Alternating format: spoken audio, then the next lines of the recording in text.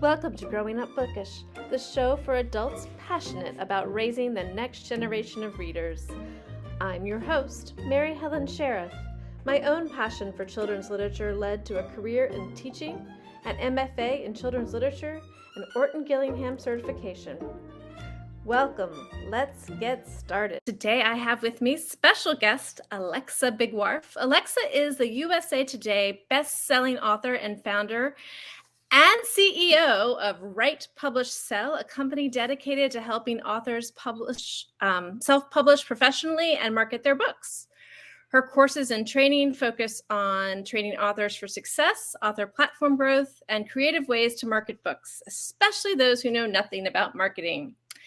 She owns her own publishing house, Cat Biggie Press, and a children's book publishing company, Purple Butterfly Press, both dedicated to bringing stories of hope, inspiration, encouragement, and girl power to the world. So thank you, Alexa, for joining us. I wanted to start, you do so many wonderful things, but I wanted to start by focusing on the children's press that you have. Can you tell me a little bit about Purple Butterfly Press? Sure. So as you mentioned, I have these other companies going on. And throughout that time, I started working more and more with children's book authors and decided eventually to go ahead and start our own company because we were receiving some really great books from authors with really important messages around empowerment and creativity and finding your own way in life and empathy and encouragement and all of those wonderful themes around kindness. So I really wanted to pull those books together under one house and create a place where we could be pushing more books like that out into the world that have this hope and encouragement and positive messages with them. So that's what we've been doing over the last couple of years. That's awesome. And how many books have you published with so far through that? Oh, goodness. I think we're over 10 for sure at this point. I can't remember the exact number. We have 3 more publishing this year. So I should know these numbers, but with all the other things going on, we have a couple different publishing houses and I can't remember it's okay. numbers. General's good. And then I know that you have a hybrid model, which can mean different things for different people. So can you explain a little bit about what your model looks like?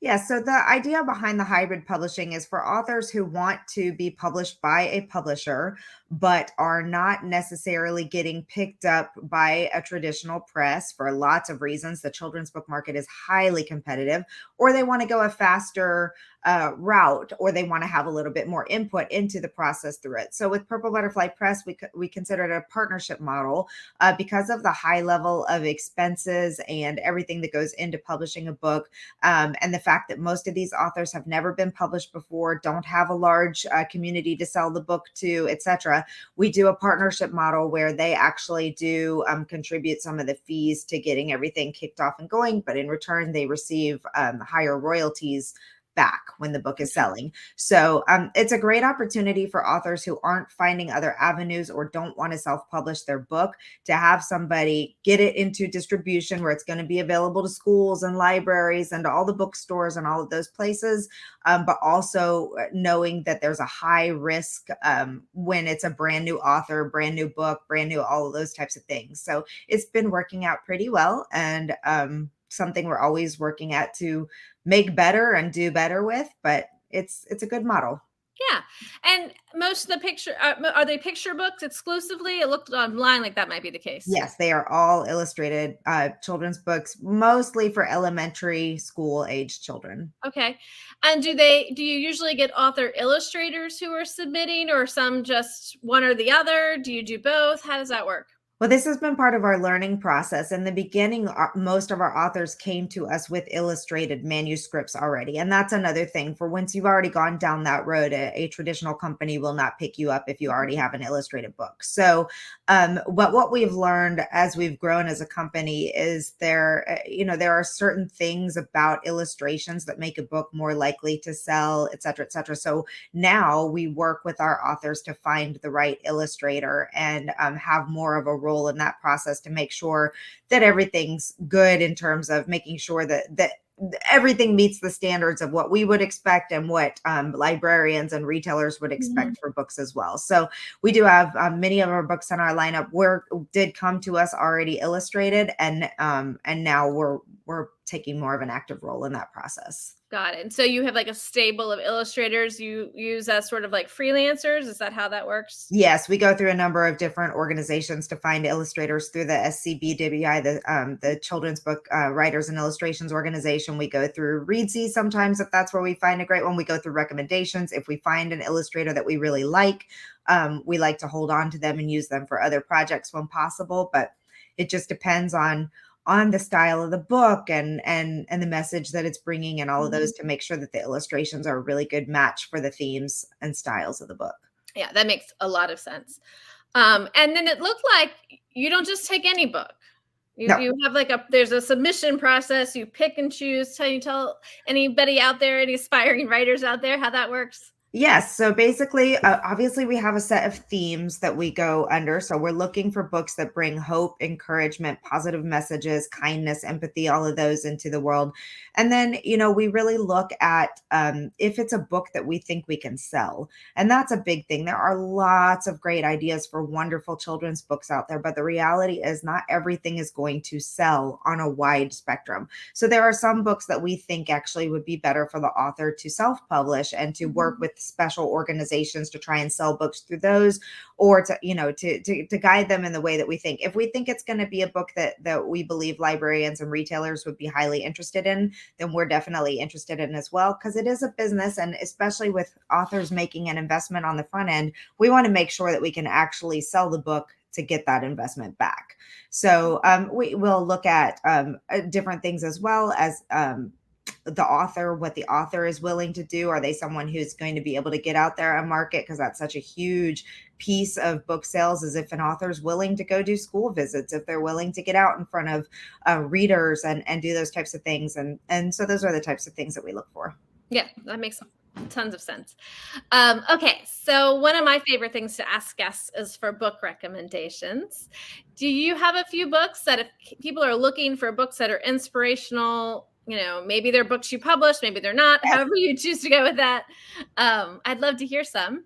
Well, I'd love to share a couple of our books because we have such amazing books. I'm going to grab a couple of them and show you. So we have this one, which is called, The Crystal Beads, Lalka's Journey. This is a really wonderful book for anyone who wants to teach a little bit of history as well as hope and what good people can do. It's based on a true story in Poland in World War II about a mother who sends her daughter to a convent where her daughter is saved by the nuns during all of the stuff happening with the Nazis. So it's a great look at remembering what's happened, but also at the brave and just wonderful things that people do in times of crisis. So that is a book that we are really proud to get out into the world. We think that time in history is something we never want to forget, and remembering what people, or the kindness that people can do. This is one of our new ones that's coming out. It's called Famous Seaweed Soup, and it's a really cover. Yes, it's a really fun book about a little girl who she wants to do something when she's out at the beach one day. She wants to make her seaweed soup, and she's looking for help from everyone and trying to figure out how she's actually going to make this happen. Let's see here. I'm going to show just a couple others. If you're really interested in kindness as a concept, The Kindness Machine was written by one of our authors. She's a second grade teacher, and she found that in this time where kindness is such an important thing to be talking about with children, and kind of teaching them some tools, but not only kindness to others, kindness to themselves as well, which I think is a really important message that we're obviously very happy to be getting out. And I'll show you one more here. We have some great ones. You can go to purplebutterflypress.net and see our entire catalog. We have one about a princess who wants to save herself. We've called Princess Monroe and Her Happily Ever After. We have Emma's Sunflower, which is a great one for teaching about nature and kind of the cycle of things that happen throughout the year with plants growing and birds and all of those. So lots of fun, different messages across. And then this one, Mike Nero and the Superhero School, is a really beautiful book that teaches children how to Not be scared, maybe scared isn't the right word, but understanding diversity in children, especially special needs children, and kind of talking about some of the challenges there's a child who's physically handicapped, there's a deaf child, there's a child who has autism, and it kind of talks about their special needs and it brings those out as their superpowers. And it's a really great tool as an aunt of a child with cerebral palsy. I love to see books that help other children understand the disabilities of other children in a way that's not scary. So it's a really lovely story to kind of bring that message forth. That's awesome. I love those books. Thank you for sharing those, and I'll put links to them all in the show notes. So if you are I really watching appreciate this, that. check that out.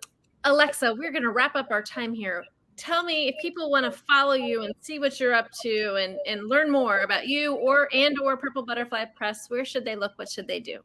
Well, we have Facebook and Instagram accounts and a website for Purple Butterfly Press. So if you just look for that, you'll see us there. If you're an aspiring writer and want to get tips, tools, resources, all of those fun things, you can go to writepublishsell.com. Also all over social media under Write Publish Sell. And of course, we host an annual conference, the Women in Publishing Summit, which is a great opportunity to come in and learn if this is what you think you want to be doing. And you can go to womeninpublishingsummit.com to learn more about the conference and our monthly webinars that we do as well.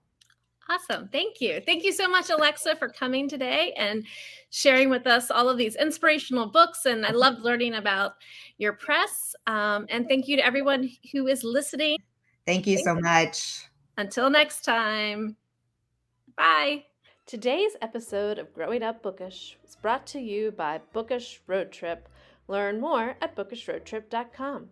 If you enjoyed this episode, please like, subscribe, review, and tell everyone you know. Never underestimate the power of word of mouth. Thank you for listening.